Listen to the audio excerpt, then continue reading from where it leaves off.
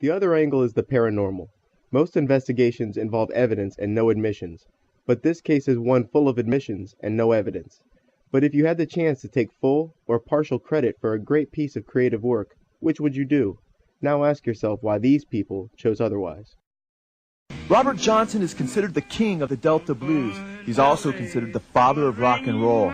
It is very significant that Johnson would be considered the father of rock and roll, as it is alleged that he had sold his soul to Satan in Clarksdale, Mississippi, in exchange for guitar playing abilities and worldwide fame. It was after Johnson made his alleged pact with Satan that he became the king of the Delta blues. Blues master and Johnson's mentor, Son House, set up him before Johnson's transformation. He'd sit at our feet and played during the break, and such another racket you've never heard. Son House said he made the audiences mad with his racket. Son House went on to say of Johnson before he made his alleged pact with Satan that he was a talentless and even an irritating guitar player. But he followed me and Willie around on Saturday night, Willie Brown. And every time we stopped for rest and sit at a little guitar over in the corner or something and go out to catch air, get the guitar and be trying to play it and be just noising the people, And the folks would come out and say, why don't some of y'all go in there and meet that boy, get that thing down, he's running us crazy. Finally he left, he run off from his father and mother. And he went over in Arkansas or someplace. Well, he was gone about 6 to 8 months. It was during this period of 6 to 8 months that it is said that he made his pact with Satan on the crossroads of Highway 49 and 61 in Clarksdale, Mississippi. Son House said that when Johnson returned after 6 to 8 months, everything changed as Johnson was transformed almost before their very eyes. Then he'd come back. When he come back, me and Willie Brown was playing out to him, and he walked in. He said, can I hit a little tune? I said, nah, don't come back with that, Robert. I said, the people don't want to hear that racket. He said, let them say what they want to say. I want you to see what I learned.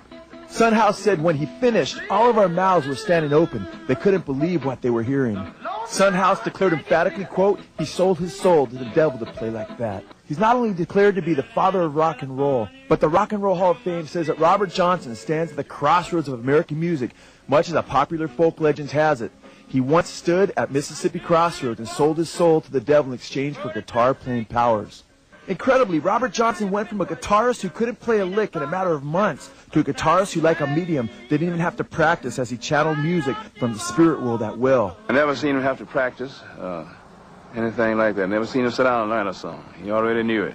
Early this morning, ooh, he knocked upon my door, and I said, hello, Satan, I believe it's time to go. Robert Johnson seems to have lived in great fear that Satan would come and finally collect his soul. This thought was communicated in songs like Hellhound on My Trail. The hellhound on my trail. Robert Johnson's love for Satan and hatred for God was so great that he was known to get drunk and curse and blaspheme God. It seems Robert could outdrink anybody.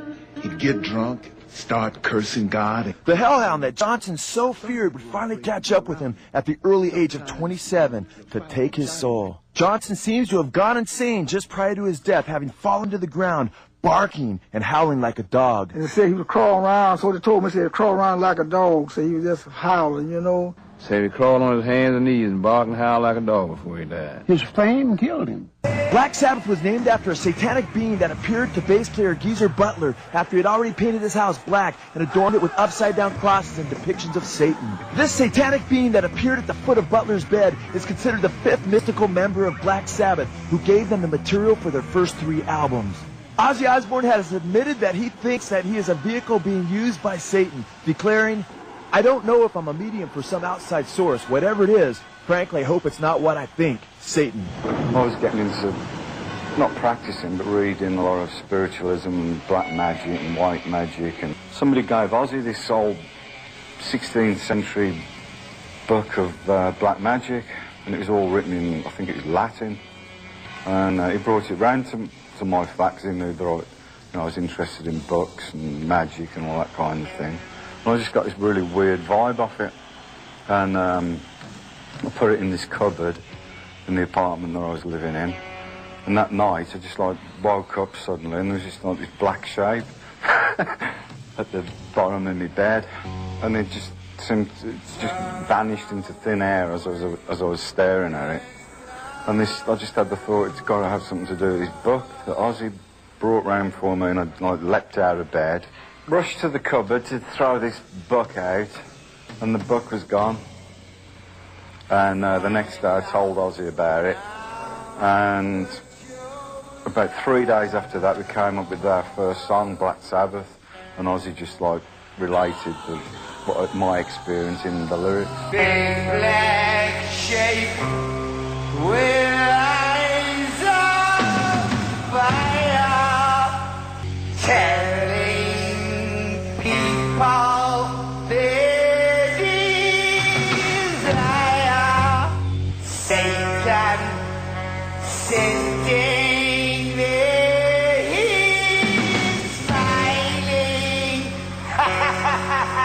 Is that when we were playing our first songs together, and especially our first the first 3 albums, for instance, we would literally show up in a room, and it was almost as if the songs were already written. That stuff just comes from somewhere.